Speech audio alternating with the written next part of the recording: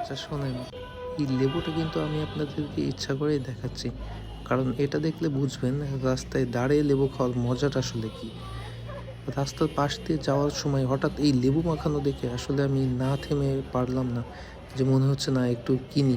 হঠাৎ করে সেই ছোটোবেলার কথা মনে পড়ে গেল, যখন সব ফ্রেন্ডরা মিলে একসাথে লেবু পেড়ে এভাবে মাখিয়ে খেতাম।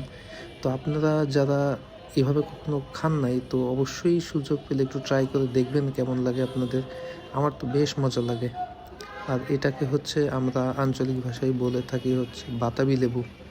আপনাদের অঞ্চলে এটাকে কি বলে অবশ্যই কিন্তু জানাবেন কমেন্ট বক্সে। আর হচ্ছে এভাবে লেবু মাখানো খেতে কে কে পছন্দ করেন জানাতে বলবেন না কিন্তু।